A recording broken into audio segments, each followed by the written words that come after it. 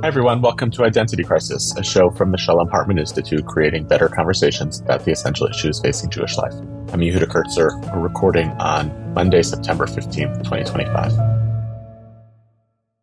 If you're going to a synagogue in, I'm guessing, the majority of synagogues or temples in North America this week or next for Rosh Hashanah or Yom Kippur, you'll almost definitely hear and sing this piece of musical prayer, Avinu Malkeinu, at least once.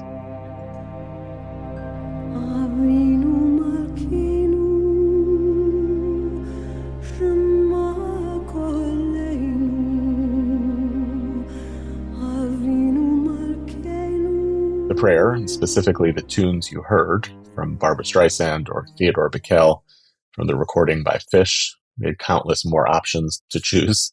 They're part of the stuff that I like to call the common Judaism that most of us share.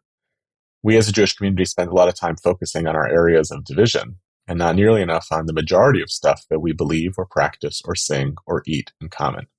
Now, not all of us will sing this particular tune. It's far more common in the Ashkenazi tradition than in the Sephardic rite.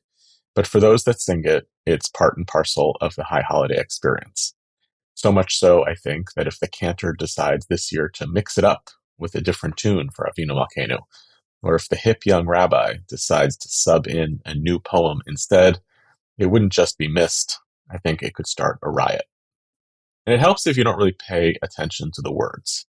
The hymn is a series of supplications to God, each of them repeating the opening formula, Our Father, Our King. It's old school monarchy and patriarchy stuff, and I suppose that the vast majority of liberal Jews who sing the song out of memory do so for all of the imaginable reasons. It's enchanting, it feels emblematic of the holiday and nostalgic. The poetry is actually beautiful, the melody is sweeping and uplifting, and maybe we ignore the patriarchy stuff because we give Judaism and God a pass in the moment. Maybe a lot of folks don't notice or don't care. Ilana Stein-Hain introduced me to a distinction from the work of Adam Seligman, a scholar of religion at Boston University, who draws a distinction between our ritual selves and our sincere selves. Sincerity is rooted in intention and meaning. Ritual is the performance of duty or obligation. And maybe those of us who think too much can be permitted to sway and tear up a bit about a song with a killer melody that characterizes the holidays, even if probing its theology as rational beings might make us a little squeamish. Meanwhile, I'm not sure if you've noticed, but democracy is in a bit of a valley these days, and those of us who believe in liberal democracy are increasingly aghast at the return of ideas in the Western mainstream of the valuing of authoritarianism in government. And those ideas are often wed to other ideas rooted in Christian nationalism of male superiority. All of the stuff that makes for Avinu Malkeinu to feel less like a nostalgic tune to sway to once a year, and more like its own dystopian vision of politics. Less like the imaginative fiction of Handmaid's Tale, and more like an hour of Christian bro podcast culture. Are we altered or even just informed as political beings in the world based on our religious imagination?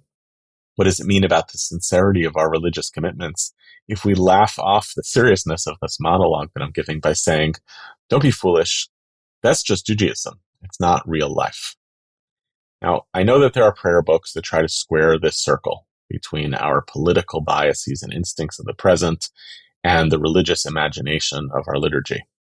In plenty of other parts of the liturgy, liberal prayer books for decades have stopped rendering God as king, but rather using the more neutral-sounding term sovereign, or gesturing towards other progressive or democratic descriptors. The liturgy itself balances between hard and fast male images of God with other images, including the divine feminine. I'm partial to a liturgical poem that we recite at Kol Nidre that describes God as a series of craftspeople, that we and our fates are in God's malleable hands like glass in the hands of a glassblower, where God's power in the world is manifest without the language of sovereignty and without the framework of gender.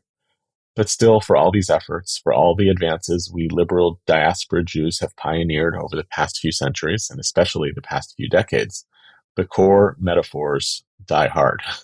And there we will be singing along when the time comes, and maybe even still humming the tune of Avinu Malkeinu over bagels long after the fast is over. I wanted to spend some time this morning thinking about the theology of the high holidays. In Hebrew, The better phrase than high holidays is Yamim Noraim, translated as days of awe. I prefer awesome days. And about what it means to carry in all of our political fears and concerns, all of our biases and ideologies into this encounter with the tradition. In the world in which I live, in the micro-denomination in which I practice my Judaism, that tension finds expression in the practice of Judaism known as traditional or halachic egalitarianism. But you can find the same struggles along the denominational spectrum, from Reform Jews to Orthodox Jews using sometimes similar and sometimes different adjectives. It results in a number of really important questions. Who are we when we pray? What do we carry in? What do we leave behind? What does it mean to live in the present and to choose sometimes to pray in the language of the past? I'm joined this morning by my dear friend, Rabbi Ethan Tucker, the president of the Hadar Institute, a returning guest to our podcast. We've been talking for decades now, right, about Jewish law and the way that it stretches in relationship to our ethical orientations and values. We also have the joy this year of leading services together in our little library minyan at CSAIR in Riverdale. Ethan's joining the podcast now as he's also promoting the re-release of his book, Gender, Equality, and Prayer in Jewish Life, which he co-authored with Rabbi Michael Rosenberg. The book is a comprehensive study of the halachic literature on the intersection of the value of gender equality with traditional Jewish communal prayer. Ethan, thanks for coming back on the show. What do you think about? Not when you sing Avinu Malkeinu in services, but when you lead it, when you know that you're responsible not just for, picking the key that the congregation is going to sing over the high holidays, but you're responsible for really inspiring or shaping in some ways the religious imagination of the people in the room. Thanks, Yehuda. Good to be back with you. Yeah, when I'm leading, which I've done so many years in so many different contexts, to be honest, this may sound strange, but the meaning of the words is often very far from my mind. In terms of my responsibilities in the moment, what I feel is most important as a leader is to project my sincerity, to use a word that you introduced the conversation with, to project the sense that I am in it. I am not at a remove from it. And that's the key thing, I think, as a leader you have to offer in order to draw other people in. It doesn't mean the words are irrelevant, but it means the cadence of the words is just as important as their decoding. Now, the words, of course, do matter. They matter. And I think about them almost less for myself and more refracted through the people in the room. It could be, what is my daughter thinking of these words? What is that person I've had some discussions or arguments with thinking of them? What would my parents want me to think of the words? In that sense, there is actually a certain luxury to being a leader. I feel sometimes the difficulty of not leading on Yamim Noraim, when you're sort of trapped there, as it were, with the words themselves, without the ability to transcend them and build on them with all those other dimensions. Yeah, I feel similarly as a prayer leader. I'm not a particularly theological person. I don't know what that actually means. I feel like I'm a ship captain. I'm helping people to have a particular religious experience or spiritual experience or whatever term you want to use, partly out of a sense of obligation. We all have to be there, but more out of a sense of like, we have the opportunity to participate in something transcendent, and let's do that together. But then let's confront the words themselves. In all of your years of teaching and your writing, you have been a very strong advocate to be I'll use the term, a sympathetic reader, an engaged reader, right? Taking the tradition, not at its face value and leaving it there, but not walking in and saying, how do I kind of counteract what it's trying to do by doing something different? So now let's take that mode. And I want to hear your kind of thinking about what it means to pray a liturgy. And it can be Avinu Malkeinu, but it can be plenty of other things in the liturgy that live at odds with some of our instinctual ethical sensibilities. Yeah, absolutely. The reading sympathetically is, I think, also another way of expressing the desire to speak in the dialect of eternity, if I can use an overly profound phrase. You talked about, sort of praying in the present with the language of the past. I think it's also about how do we locate ourselves. This is what it means to have a liturgy. I'm not writing the words, right? I could say other stuff. that just comes to me. On some level, the choice to be in liturgy in any form is to say, I'm going to receive something and imagine that by speaking through these words, what I feel and what I have to say will be more profound. Now, how does one do that? I mean, there's a lot of different ways. Look, sometimes there's got to be, if not changing, supplementing, right? That is to say, you encounter certain prayers. I was just talking about this with my daughter a few days ago. You encounter certain prayers, specifically in the Days of All liturgy, that are full of men and women are completely absent, even though all the way back to the Bible, women have been among the most significant supplicants to God in our narratives. You think about at the end of the Yom Kippur service at night, a passage said by many people, the Misha Ana prayer, the one who answered. And then you get this litany of people who called out to God. God answered them. And we say, Hu Yanenu, God will also answer us. And it is glaring.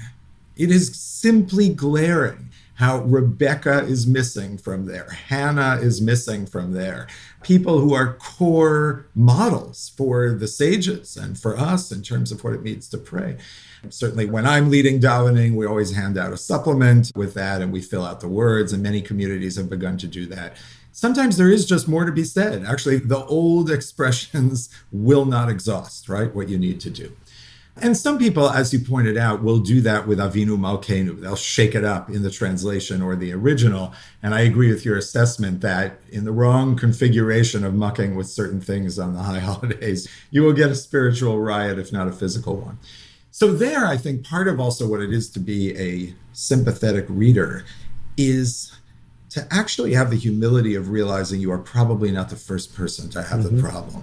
And so instead of going for the jugular of the text and modifying it or deleting it, to have the patience and the good fortune of guides who can point you to this, to find interpretations or rereadings that just give it a different interpretation. Yeah. I'll share one that I only encountered, as an adult, but which was extremely and is extremely meaningful for me, and a reminder of how our takes on these tefillot can change year after year, depending on what we learn. Rav Yitzchak Hutner, one of the great and underappreciated 20th century rabbis, in one of his discourses around Rosh Hashanah, is puzzling over the fact that in the Talmud, God is presented as saying, say the Malchuyot verses, say the verses about kingship, about sovereignty. I think we can extend it to invoke that theme throughout the holiday. Kedei shetamlichuni aleichem, so that you will crown or coronate me over you. And Rav Hutner notes that this is a little tautological. I mean, what do you mean? You're saying the verses in order to say the verses, to proclaim God as king. How is that provoking some kind of divine response? Like when we blow the shofar, we want God to remember us. And he says something quite profound, which is clearly speaking as a modern Jew, responding to a world without kings that are serious role models or holders of authority. And he says, Rosh Hashanah is actually not the time where Jews acknowledge God as king. It's the time where Jews are coronating God as king. And just like that, he sort of flips the whole metaphor to a consent of the governed model, where when you're saying Malkeinu, you are less reflecting on some objective reality of God serving as a sovereign. You are actually being offered by the tradition this profound right, this profound place of establishing God as your ruler. And from that perspective, you take something that is a profoundly disempowering metaphor in a certain way and turn it into, again, the notion that the people are actually on some level what makes the king. You said a lot of profound things there. I want to pull out two different threads. One is going to be around egalitarianism. One is going to be about prayer, not surprisingly, given the topic of your work. So let's start with the prayer piece. The way that you were describing the experience of this kind of prayer and that interpretive process is almost like you can't step in the same river twice. The river, of course, is the same. You are not, right? And when this year that I step into the river, this experience looks a particular way, and the river has evolved in time, and so have I. So that implies that there's something incredibly elastic about this vessel that we describe as the prayers and the liturgy themselves. where is the resistance for you? I assume you, just because I know you, there are certain limits to what you want out of people in terms of the elasticity of how they're using the theology of the prayers, where it stretches beyond what you would feel comfortable in. And not just in, I'm changing the prayers themselves, but even in the, I'm walking in assuming that because I'm carrying this certain set of questions or concern into the world, that the prayers are automatically capable of changing in the moment to meet what I'm thinking about. Where's that resistance for you of like, you're not always the one coronating the king? Mm-hmm. Yeah, I think for me, the resistance, and it's very hard to point to where this line is, so it's maybe more of a standard than a guideline. It's the difference between when prayer is an experience of rebelling and resisting and outsmarting the words, as opposed to genuinely feeling like you are their heir and are speaking a truth they wanted you to speak. And if it's the latter, I'm not sure I have any limits. Assuming we talk about a shared set of words, I'm not sure I have any limits almost on what someone imagines those words to project. As you say, when the business becomes one of figuring out what to change, what to modify, in all kinds of ways, that will become contentious. I remember, this actually sits at an interesting intersection of gender and liturgy. I remember years and years ago when I was a much younger, less tolerant, even less wise person. I was sitting with someone who was very active in a chavura in Boston, where they did a lot of creative liturgical work. And I would say, as a liturgical conservative, small c, I viewed this with a tremendous degree of skepticism and a sense, you're changing things around. And one of the points of contention often has been, forget about Avinu Malkeinu, just our regular brachot, our regular blessings, which point us to say Melech HaOlam. And let's just translate it simply as King of the universe, over every single action that we do that demands a bracha, a blessing. And that's been vexing for people for whom both the hierarchy and the gender image of that have been upsetting. And so you'll find in any number of liberal prayer books shifting Melech HaOlam to Ein HaChayim, the source of life, the spring of life. This always seemed to me like a sort of playing fast and loose, modification of the prayer book. And I remember sitting down with someone and talking about this and asking a, sort of pointed critique from the angle of halacha on this. And he said to me, yeah, that's a great question. Actually, if you look in Kabbalistic literature, the essence of malchut is not actually really about kingship. It's about there being a single source of authority. And so when we say Ein HaChayim and invoke the image of a spring, which is the notion of all the water comes from that ayin, that spring, that I, we're really actually emphasizing the critical element of malchut. And I remember leaving that lunch and saying, I don't think I'm ever going to say that, but wow, that person completely changed my entire perspective. And what they did in that conversation was show me, I care about this and the meaning of this just as much as you. If anything, I'm concerned that the maleness and hierarchy of this is leading us to lose malchut. But I would say in that example, I don't want to impose this on you, but I'm guessing that one of the things that helped sway your response was that the person said in the Kabbalistic tradition. In other words, what they didn't say was, I don't like it. It doesn't feel good. It doesn't sound good. Now, they, of course, are saying that. They're saying, I can't utter these words, right? And maintain a sincere sense. I feel almost victimized by them, right? So there is a strong personal moral instinct that's driving this, but it may be that the reason that that makes sense to you is because it captures that sticky word authenticity. It's still old, right? Yeah, I think also besides the old, it goes back also to that word of sincerity combined with being an heir of something, right? In other words, because you can be sincere and stand outside, you can be sincere as a critic. We also, I think it's important to note, we all start as critics whenever we notice a problem. Whenever anything is difficult for us, we begin from a stance of, well, that doesn't feel right. That's not working for me.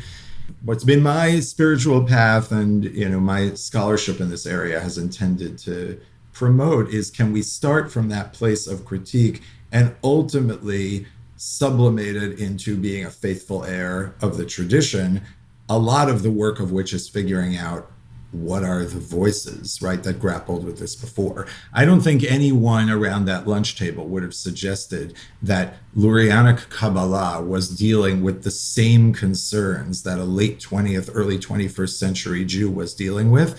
But the whole point of our tradition is that there are unexpected resonances of our concerns with other voices across time and space. And that's the beauty of Talmud Torah, of study, of being in that larger tradition. There's a second religious value that seems to be at stake here when we confront a liturgy or a tradition in general and feel this dance between the desire to make it speak an intelligible language to us versus, as you said, being the heirs of it, which is the question also of humility. Are the prayers meant to humble us in some sense? Yes, when you have to say the words sovereign of the universe or king of the world, right? You are subordinating something in yourself. Whereas if your instinct is to make it sound a little bit different and a little bit more palatable, you are elevating the desire for autonomy and empowerment in yourself. And I will say, as a davener, as a person who prays and a person who prays for others, I feel this pretty acutely. Like, there's one line I detest right at the end of the silent prayers that we say before the repetition, which is, before I was created, I was undeserving, and now that I am created, I am undeserving, I am dust of the earth, etc. I actually find it kind of appalling, like gross. I don't like talking about the human condition that way. And by the way, having been and led services in a room with people who feel very vulnerable because of their lack of self-worth, I find it to be like a violent text. So in that moment, how do I dance between, I'm not going to say that, I don't like it, it's hurtful, I don't want to say it, versus, well, somebody wants you to say it and thinks it's important for you to say it, and who the hell are you to tell that imagined person of the past that you're better than it? Yeah. It's always helpful when things are tucked away in the private, quietly read section of things. And then, but you both intrinsically have more license, and also no one's really going to know exactly what happens. But your point stands 100%. We could go through the whole machzor and find all kinds of things that have a different kind of impact for different people. I think the way I think about that, and you touched on at the end of your question here, there are two dimensions that feel really important for the liturgy sort of being allowed more or less in the public space to remain whole. Number one is there are so many different people with different needs. I would say I used to feel the way you just described about tachanun on most mornings. The practice of falling down and saying things about how horrible it is, and my bed has been stained with tears, etc. It felt to me over the top, even on a national level, at a time of Jewish power. It seems irresponsible. And I remember when one of the students in the early years of the yeshiva at Hadar, when she got up giving like a dvar tefillah, a little comment on the service at the end of the morning, saying her favorite prayer was tachanun. And why? Because it was a place that she felt gave her license to cry and to name the fact that there were a lot of things in her life that were horrible. And she spent so much of her life having to pretend everything was fine and uplifted. And actually, she just wanted to be seen by God as having a tear-stained bed. And that really stopped me in my tracks, because I said to myself, well, I can decide at home any given morning to invoke the strong rabbinic precedent that tachanun is optional, and if you're not moved on a given morning, to say it.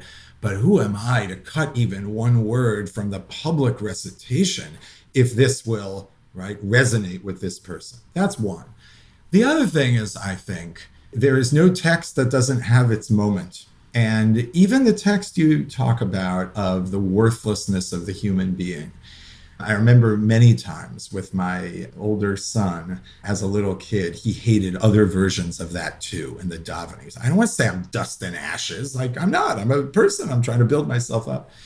And I look around the world now and I see figures with massive power, arrogance, a sense that they can do whatever they want. And I think to myself, boy, do we need a dose of human worthlessness and humility. Now, I think the pastoral work here, and this is sometimes done by rabbis and sometimes done various resources, is the folks in the room that you're rightly concerned, will these texts be violent towards? Well, you have to have a way of also spreading this message. If what I'm saying is right, there's also a way to say to people, yeah, I'm not sure that text is for you. I'm not sure that text is speaking to you. The challenge of prayer, of course, is we're not there for everyone's intimate moment with the words or with God. And yeah, it can be tough and damage can sometimes happen. But I think the liturgy is aiming for that broad impact horizontally across the diversity of community and vertically through the axis of time for challenges and needs that are not yet clear to us. I think you're helping me understand my own bias as to why I so strongly prefer the collective experience of prayer and even the activity of singing as part of the collective experience of prayer, because I find that it kind of thatches us together in something that seeks to not leave anybody behind in that place of a kind of vulnerability. When people are saying their prayers silently, some people do need that and want it and do weep. Otherwise, I find it a little bit scary that we're leaving people kind of on their own to struggle through this. And then we kind of get to pull it back together and lift them up. Rabbi Soloveitchik distinguishes between what he calls the prayer of the individual.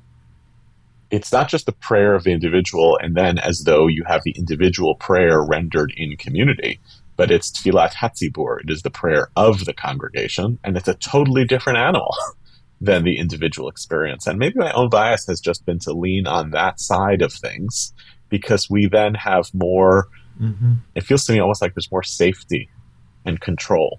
In theory, nobody gets left behind. Yeah, look, one of the things, that particular prayer that you're referring to, I think this is the irony, of course, that prayer about before I was created, I was nothing. This was the personal prayer of an individual Talmudic sage, which then was found compelling enough by later people that they started saying it. And then by the time you get to them printing things, they decide this is going to remain and go in. There's a little bit of personal variety. There's meant to be some degree of personal variety, even in a liturgical context. And I think the reason that prayer hits hard and betrays that origin is it's in the first person. Right? The other way we shield ourselves from things, not always helpfully, we shield ourselves from things by putting them in the plural. I think that subjects itself to the danger of the classic thing of the rabbi who gets up and gives a sermon of rebuke, and then the congregant comes over afterwards and says, I'm so glad you said that because, Cohen really needed to hear that. And actually, it was for you too.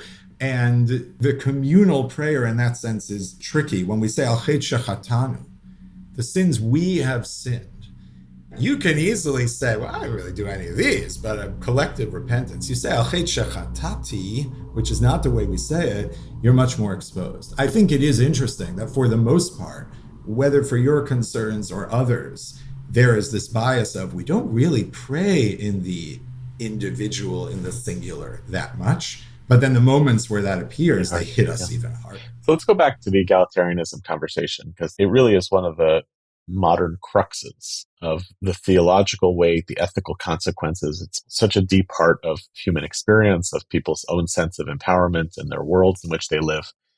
I want to offer you a kind of taxonomy of how people do egalitarianism. Okay. I want you to reflect a little on the strengths and weaknesses. And one of them is going to be, the fourth take is yours. I'm going to read back your own words. There's one strategy, I think, that exists in the world, which is, no, we don't actually tinker with the core material of liturgy or ritual, but everybody gets to lead it and everybody gets to say it. People of all genders get to speak in the language of the masculine, right? I would classify that as kind of where a lot of orthodoxy is evolving, right? It's not a real interrogation of the liturgy itself or the practice of Judaism, but it is licensing different people to be able to have a position of authority over that material. A second is a retrieval method, right? Look, earlier in the tradition, I can find a source that women did the following or said this, or earlier in the tradition, I can find a source that says the source of life as opposed to king of the world. And now I can kind of peg onto that. And now I can make this change. A third strategy, which I will say personally, I gravitate more towards as I get older, which is stop trying to make it work. As the words of a famous film, stop trying to make fetch happen. This is not going to work. The only thing you need to do is just say, I'm not saying those words anymore, or I'm not abiding by the procedural norms of how I would get to a place to permit this person to do something. I'm just committing axiomatically to a principle of egalitarianism. The rest of the world will follow. And the fourth is yours, which is very subtle. I'm going to quote something you said in a 2017 interview with Alan Brill. You said, think of halacha as an eternal light refracted through changing lenses of reality. Maybe you've said this before or remember saying it. You place a light bulb on a roadway with a red lens, and all drivers know to slam on the brakes. Take the same light and put a green lens in front of it, and the same law-abiding drivers floor the gas pedal. This is not a shifting law, but a shifting reality. Our claim, and this is to your and Mikey's book, our claim is that the halacha never cared about biology per se when it came to public prayer. Rather, gender was a proxy for other categories of significance, categories that are themselves grounded in social realities. A shifting response to gender and prayer may then be an actually more faithful fidelity to the underlying values of the halacha. So, sounds familiar. Yeah, run through the first three and then play out this fourth, because what it feels to me like you're arguing is it's not really about gender at all. And I'm using a very different approach to make possible a gender re-interrogation of Jewish law. So I want you to walk us through that. Yeah, there's so much to say on this. I'll say, I guess, to build up to the last approach, if I can make a general statement about this, I think what we want to do is be honest and sympathetic readers of our tradition and honest and sympathetic readers of our reality and lived experience. And the pitfalls often happen when we give up one or the other of those, or we essentially reduce halacha to some sort of game where I just need to find this secret passcode that will, let me get to where I need to go. And let me maybe sort of try to take that apart. Without getting into, I think it's actually very complicated to talk about who's in what camp, but I think it is helpful to talk about approaches. There is an approach that essentially sees the lived experience of gender equality in the world as a distraction, maybe even a seduction, maybe something that's leading us astray. And there's a certain kind of counterculturalism that the halacha is meant to provide on this. And I'm actually sympathetic to that when it's articulated with full sincerity and consistency. And there's a sense of, no, I actually don't really want to live in that world.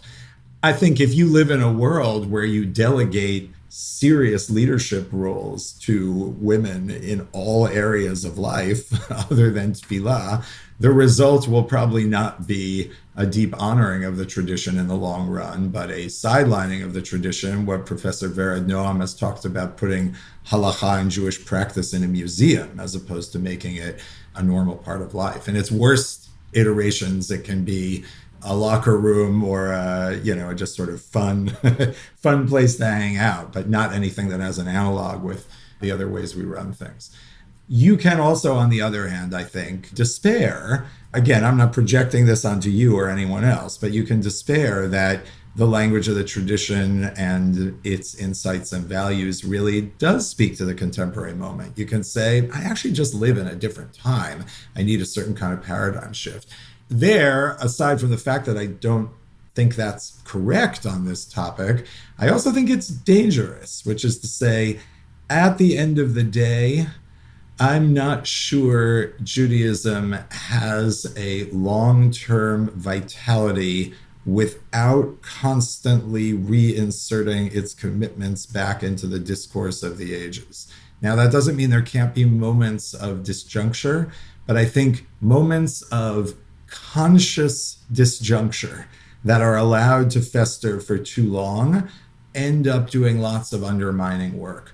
We can look at, various Talmudic passages with you and other of our listeners may be familiar with, where the rabbis seem to do a sort of outrageous rabbinization of biblical characters. They go back, they imagine David in the Yep. study hall arguing with Avishai, his bodyguard. And there is something that to the historically trained mind, smirks and finds amusing. But they are actually doing something profound there, which is asserting we've made up something new here. We think of ourselves as basically being in an unbroken tradition in the past. And I think that generates a tremendous amount of energy for moving forward, for building things. Even before, I think this is important. You lovingly described, the place we'll daven for Rosh Hashanah and Yom Kippur and others like it as belonging to a micro denomination.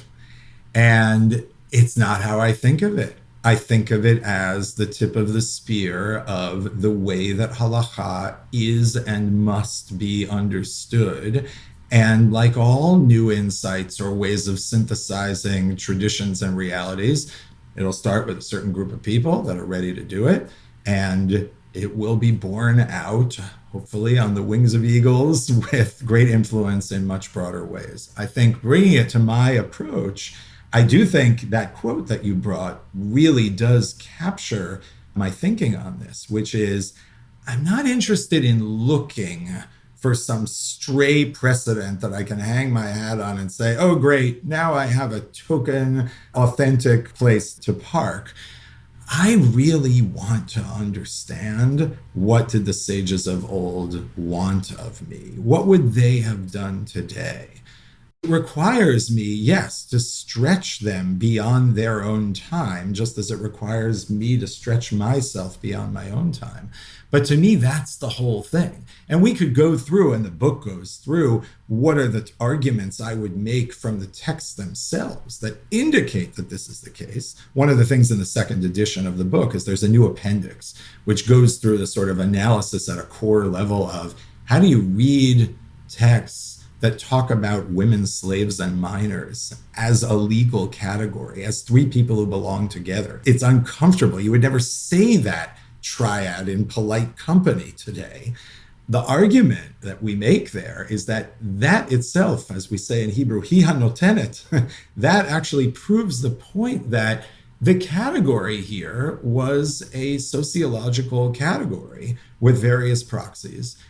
The very thing that makes that triad uncomfortable for us to hear today is the very social change that makes the underlying value there get applied differently. Which is to say, the underlying value is if you're not of full social, economic, independent stature, you may not have the full panoply of obligations. When that shifts, when gender actually goes to a different place in our society, we can say, thank God, the circle of expectation expands. But I think what's really important to me is whether or not someone buys that argument on that point or is going to change their practice, I do really believe that the work of these discussions around halakha, around liturgy, is to try to understand what is that metaphor of our Father, our King getting at? Right? What is it meant to do in us? I think one of the things is it makes us humble. It makes us feel loved, right? I may also feel loved by my mother, but just focus for what does the image of Father do for me? And on some level, it doesn't mean that the words don't get in the way, right? I can acknowledge they can get in the way. But much more important than the word Avinu is how does your Father, right, make you feel at the best moments? And how are you trying to channel that into your relationship with God? And then maybe other images and other texts and other things we need to add to that. But that's how I try to think about it. Yeah, I don't know. I've really struggled with this. When I first journeyed from an Orthodox background into egalitarian contexts, your approach was vital to me. As you know, you came and stayed in our house in Brookline with a screaming Right. infant who was being sleep trained.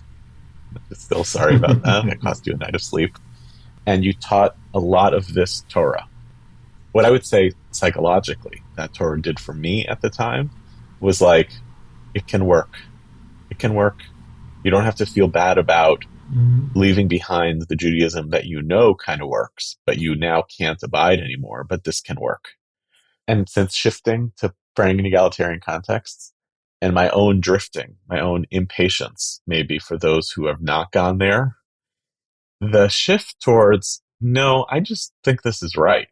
Not it's right because you've helped identify that these categories in the past were used as related to social class and now we're mapping them differently onto gender. It's just not right. It's just not how human beings should operate. What has been very liberating for me is, so by default, I'll pray in egalitarian contexts. Once in a while, my boys like to go to a local Orthodox synagogue. Oftentimes I'll go with them. When I go there, it enables me to no longer feel like this is kind of the real thing. And what I'm stretching to do when I daven egalitarian is to like make it work. And instead I can walk into that room and be like, oh, these people are choosing to not make it work. These people are choosing in the perpetuation of a more patriarchal tradition. They are making their own choice. And I find that like really liberating. When Rachel Adler says, the theologian Rachel Adler says, the Torah has to speak to us in a language of human. You reclaim an immense amount of dignity in being able to resist some of that. And maybe it's just that you and I ultimately have a little bit of it's not just different strategies. Maybe it's just a different set of orientations, but I don't know. I don't know. Yeah, maybe different orientations. I think there may also be different human experience. I'm always very open when talking about this in a personal way of noting that I grew up in two different homes. What they shared in common was Shmirat Mitzvot, traditional Jewish practice, and Shabbat observance. And in one, I went to a non egalitarian synagogue, and one, I went to an egalitarian synagogue. In that sense, my journey is less one of starting in one place and going to another. It's more about trying to find a way to articulate language that can unite as much of Am Yisrael as possible around things that feel important to me, and feeling very much a part of both of those spaces, or having grown up and davening in those different spaces. And in that sense, no one can really find a way to speak equally effectively to everyone, right, with a different kind of journey.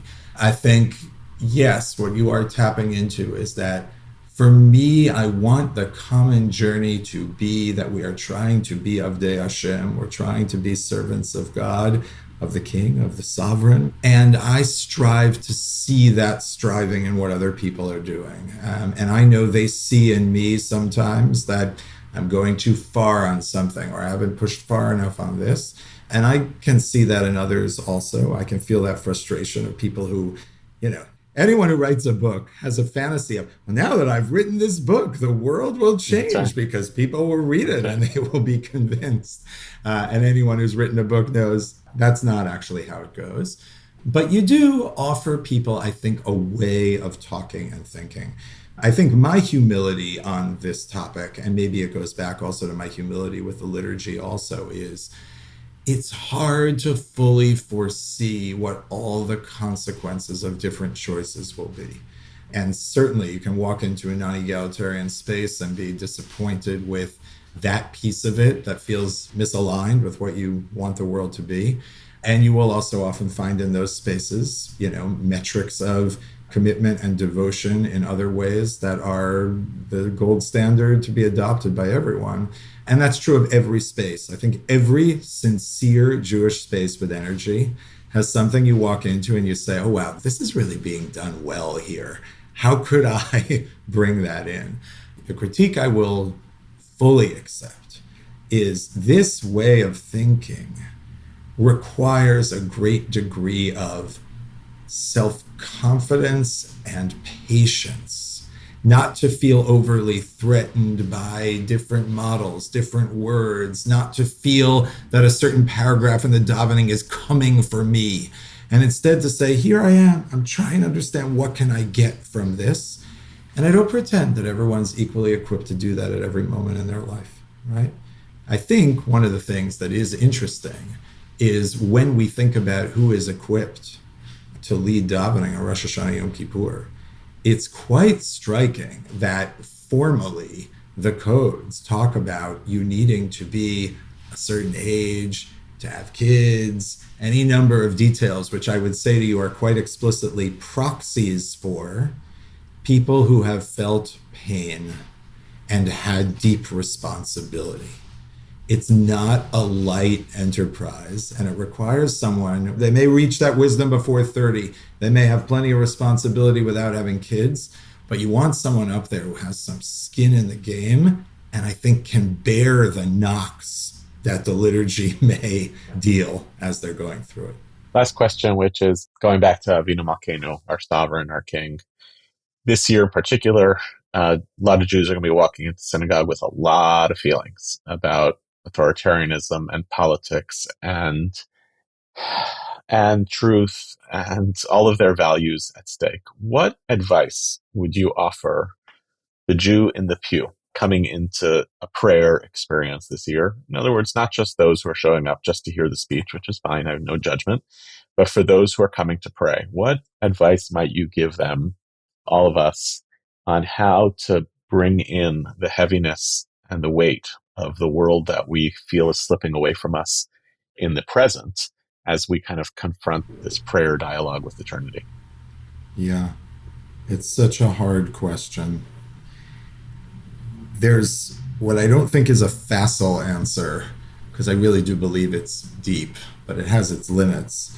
When we pray for God to rule over the whole world, I think it's important to note, particularly what the image of divine kingship means, going back to the Bible and going back to the earliest narratives about the flesh and blood monarchy in contrast to divine kingship, right? When the people ask for a king under Samuel, he excoriates them because essentially they were supposed to be living under a regime of divine anarchy, if you can describe it that way. And the choice of an earthly sovereign is sort of selling out to human power, which will ultimately corrupt.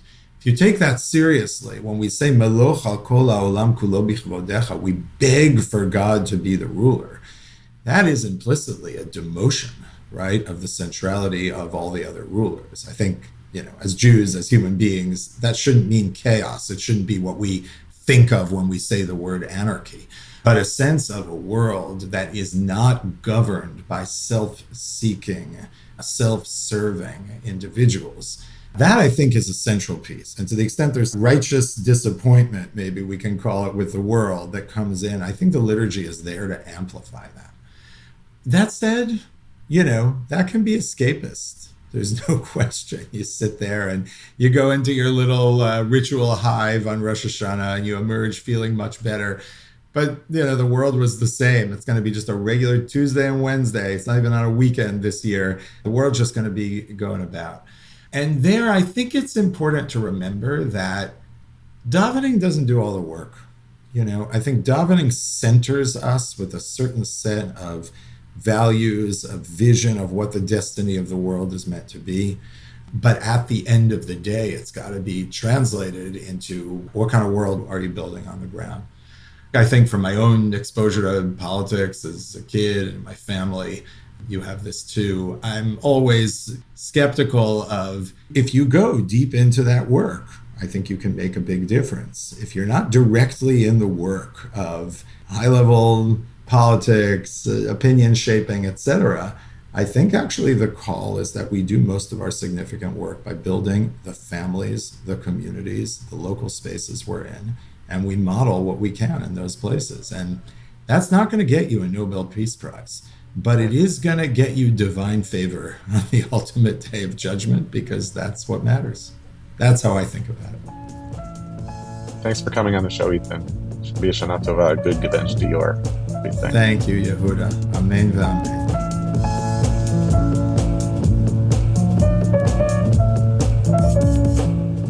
Here are some other things that are happening at the Shalom Hartman Institute this week. The Hartman Institute continues to expand our ability to foster deep and meaningful connections around Jewish ideas in our own lives. Last week, we launched a partnership with IPF Atid, the young adult division of Israel Policy Forum, bringing core Hartman ideas to the next generation of leaders who are engaged in conversation about Israel. The session will use Hartman's new Siach resource as the basis for learning and conversation. This learning series kicked off in Boston and will take place through October in Los Angeles, Washington, Toronto, San Francisco, and Chicago. We wish all of our listeners a Shana Tova Umetuka, a year of goodness, sweetness, blessings, and peace for us, our communities, and the world. Thanks for listening to our show, and special thanks to our guest, Ethan Tucker. Identity Crisis is produced by me, Tessa Zitter, and our executive producer is Maytal Friedman. This episode was produced with assistance from Annie Beyer-Chaffetz, researched by Gabrielle Feinstone, and edited by Josh Allen, with music provided by So-Called. Transcripts of our show are now available on our website, typically a week after an episode airs. We're always looking for ideas for what we should cover in future episodes, so if you have a topic you'd like to hear about, or if you have comments about this episode, please write to us at identitycrisis@shalomhartman.org. For more ideas from the Shalom Hartman Institute about what's unfolding right now, sign up for our newsletter in the show notes and subscribe to this podcast everywhere podcasts are available. See you next time. Shana Tova, and thanks for listening.